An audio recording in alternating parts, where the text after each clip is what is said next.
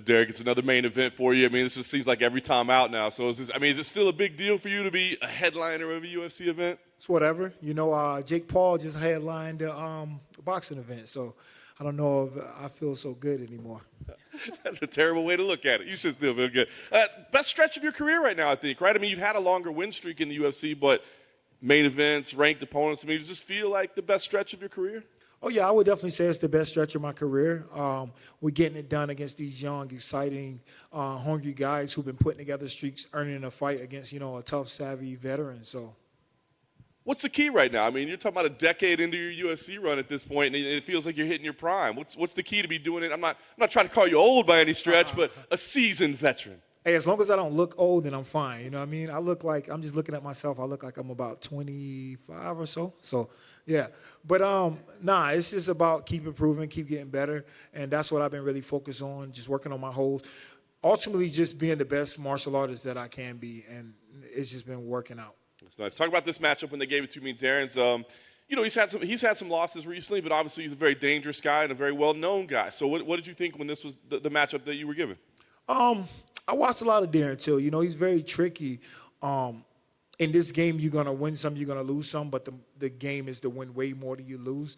And I wouldn't say all of his losses were straight, like he got annihilated. Like, let's go, a couple of his losses, he was winning the fight and got caught, So, like, those are the things that I take from a fight. I dissect it and look at it like that and then understand that the skill set that he possessed and then playing with that.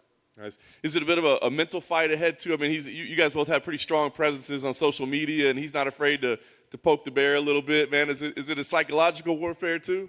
Yeah, I mean, it's all fun and games. We took our jabs at each other, had a little bit of fun. Now, it's fight week, it's business time. So the goal is to not be the person that's going to be a meme after this, you know what I mean? So it's not personal to you. You just want to make sure that you don't end up being that guy on social media after this. Yeah, it's not personal. It's fun. The one with Hollins was kind of personal. He liked to talk a lot of trash and take some serious jabs, and he kind of believed some of the stuff he was saying. Till was just laughing and joking and pretty much just being like a goofy person, and it's kind of tasteful, I guess. Sometimes. Yeah. Oh, yeah. Yeah, sometimes he get a little out of hand, He hasn't got out of hand with me, but, yeah, he definitely get a little edgy on sometimes. Nice. Obviously a big fight, but a lot of us, I think, are trying to figure out what are the exact stakes in this fight. I mean, have you thought about that? Because, right, I mean, we know the title's on hold for a little bit, that we still got time, and there's some other names that all say, hey, I'm the number one contender. So what do you think is at stake here? I mean, are you looking at this as a potential number one contender fight?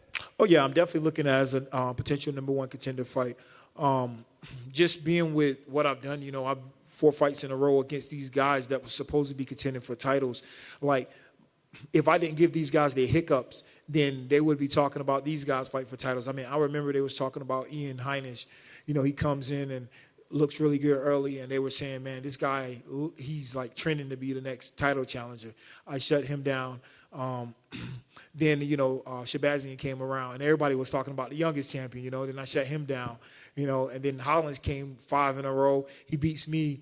His trash talk was already directed towards Izzy. So, like, that was looking like a fight that was 100% going to be made, So I shut that down. So, like, if I go out here and finish Till, definitely, 5 in a row should be next, after Izzy and Whitaker.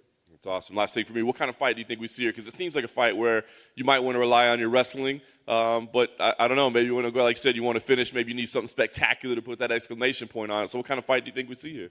Yeah, I'm just going to do my thing, show my growth, and I'm going to take my time and let the fight develop. I'm looking to get the finish, but at the same time, I'm not in a hurry. Till say he wants to finish it in the first round, so maybe he'll be in a hurry. If he want to come fight like that, I'm okay with him, bringing the fight and pushing the pace. So I'm good however the fight goes.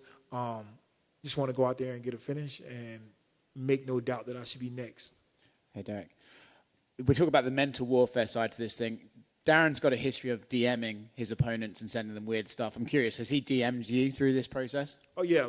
We've been kind of talking about fighting for about 7 months now or something like that. Yeah, he DM'd me quite a few times, talking about the fight, just sending random stuff.